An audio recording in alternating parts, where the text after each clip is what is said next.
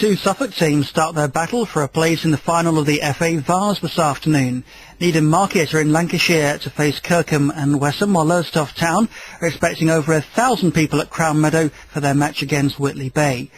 Despite some mediocre league form this season, Lowestoft joint manager Aidy Gallagher says his team remain a force in the vase. Clearly, Whitley Bay are huge favourites for this game. There's no doubt about that. I mean, we're making no bones about that. But you know, we've played against some decent sides in previous rounds. I think all we can do is concentrate on ourselves. We've got this far and played against some really good sides, and we're not about to throw the towel in quite yet. Details to come from Lowestoft and Needham Market's ties. There have been late goals in both. In the Premier League, West Ham kicks off at 5:15. Let's get to our FA Vase semi-finals then. These are the first legs of the semis. The second leg's been played a week today, and we'll go to Crown Meadow first of all. Lowestoft Town playing Whitley Bay. There was some late action there. Simon Waugh. Full-time score, Lowestoft Town 4, Whitley Bay 0. A superb afternoon for the home club in front of in excess of 2,000 spectators.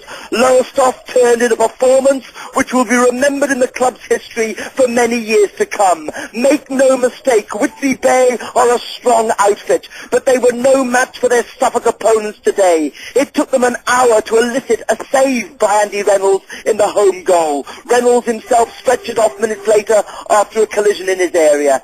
3 goals in the first half. Richard Woodrow firing into the net as early as the 4th minute. Woodrow again on the score sheet on 35 minutes, hitting home a penalty after Bradley Huff was upended in the Whitley, by the Whitley goalkeeper. And 2 minutes before the break, Russell Stock made it 3 from close range. The home side, understandably, played more deeply during the second half, and predictably Whitley Bay started to play creative football. That stated, the best chances fell to Lowestoft. The coup de grace fell moments from the end. Ryan Bloomfield crossed from the left. Gary McGee's back flick. Jamie Godbold picking up the ball to hit home Lowestoft's 4th. An extraordinary afternoon in the history of this Suffolk club. The final score, Lowestoft Town 4, Whitley Bay 0. Well, that's quite a story.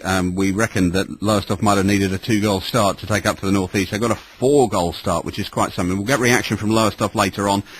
We'll get a report as soon as we can from Lancashire, where Needham Market have been playing Kirkham and Wesham in the first leg of their semi-final. They're back here in Suffolk a week today, and the latest score we have is 2-2 between Kirkham and Wesham and Needham Market. A late goal from Matt Walwyn of Kirkham, so 2-2 as far as we know. We don't know if that's confirmed as a full-time yet. Just as soon as we get it and we get a report, we'll get that to you.